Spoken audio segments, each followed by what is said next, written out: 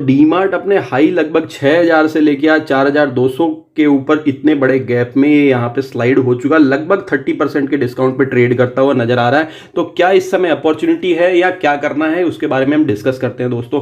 कुछ चीजें पहले डिस्कस कर लेते हैं। तो ये है कि कंपनी की किसी भी तरह की कोई नेगेटिव न्यूज मार्केट में नहीं है। तो ये जो फॉल नजर आ रहा है दोस्तों, वो सीधा सीधा एक प्रॉफिट बुकिंग ही नजर आ रही है। क्योंकि अगर आप देखेंगे तो लास्ट 1 ईयर में अपनी स्टॉक 2700 के प्राइस से लगभग 6000 के प्राइस पे चला गया था। 2.5-3 गुना अगर स्टॉक होता है तो दोस्तों प्रॉफिट बुकिंग आना लाजमी है। यहाँ पे बड़े इन्वेस्टर्स डेफिनेटली प्रॉफिट बुकिंग करते हैं क्योंकि और जगह उनको इन्वेस्ट करना होता है। दूसरा दोस्तों, अगर देखा जाए तो इंडिया की पॉपुलेशन इंक्रीजिंग ट्रेंड पे है, यहाँ हर चीज खपती है। तो यहाँ पे ऑनलाइन ग्रोसरीज भी बढ़ेगी, यहाँ पे रिटेल ग्रोसरीज भी बढ़ेगी।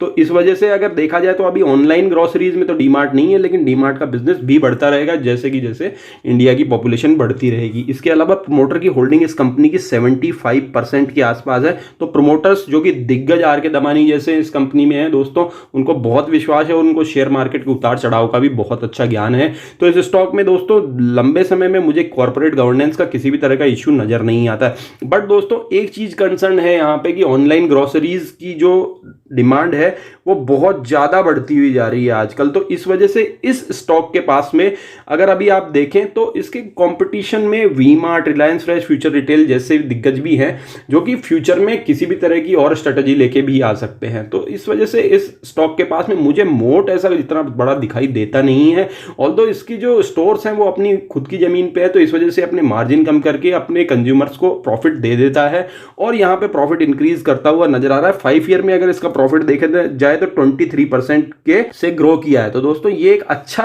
प्रॉफिट है, बट इतना भी नहीं कि स्टॉक अगर देखा जाए तो 180 से भी ज्यादा के पीई पे ट्रेड करता हुआ नजर आए। तो इस तरह के स्टॉक में अगर आपको इन्वेस्ट करना है तो बहुत ही अच्छी प्राइस पे एंट्री लेनी होगी, तभी ही आपको बहुत अच्छे गेन मिलेंगे और बहुत जल्दी गेन मिलेंगे। तो दोस्तों हम डिस्कस कर लेते हैं उस लेवल को भी। तो लेवल डिस्कस करने के लिए मैंने डीमार्ट का वीकली चार्ट लगाया है। यहां अगर आप वॉल्यूम प्रोफाइल की एनालिसिस से देखते हैं तो दोस्तों आपको नजर आएगा कि प्रेजेंटली अगर स्टॉक को हम देखें तो जो बार्स यहां पे मैक्सिमम नजर आ रहे हैं वो लगभग 4150 रुपए के आसपास तक नजर आ रहे हैं। उसके बाद में बार्स बहुत छोटे हो गए हैं और वो किस प्राइस तक बहुत छोटे हैं ये भी आपको नजर आएगा यहाँ पे कि लगभग 3450 के प्राइस से लेके 4150, ये एक बैंड है 3450 से लेके 4150। इस बैंड के अंदर जो रिटेल इन्वेस्टर्स हैं या दूसरे भी इन्वेस्टर्स हैं उनके पास में स्टॉक बहुत ही कम हाथों में है।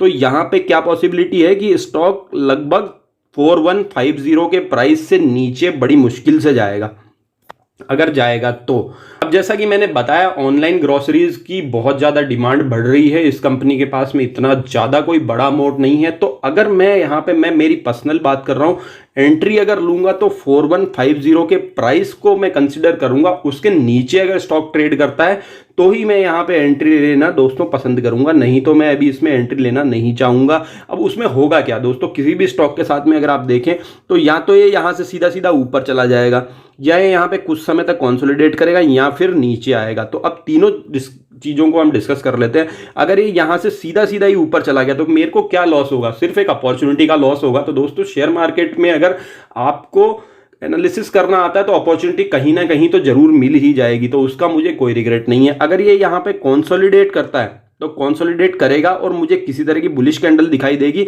तो हो सकता है कि जो प्राइस अभी 4250 के आसपास चल रहा है मैं इसमें भी एंट्री ले लूं, फर्स्ट इंस्टॉलमेंट लगा दूं।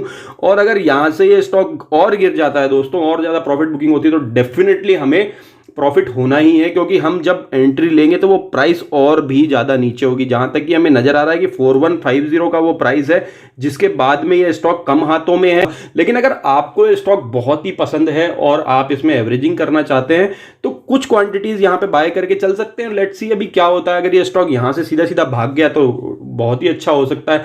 और दोस्तों इस तरह के स्टॉक जिनके पास में किसी भी तरह का कोई बहुत बड़ा मोट नहीं होता है, मैं उनमें बहुत हाई पी पे या बहुत हायर वैल्यूएशन पे ट्रेड एंट्री नहीं लेता हूं। तो ये दोस्तों मेरा पर्सनल व्यू है। अगर आपका व्यू कुछ और भी हो सकता है, आप उसके अकॉर्डिंगली चल सकते हैं। स्टॉक में ट्रेड करने से पहले अपने फाइनेंशियल एडवाइजर से जरूर डिस्कस कर लें।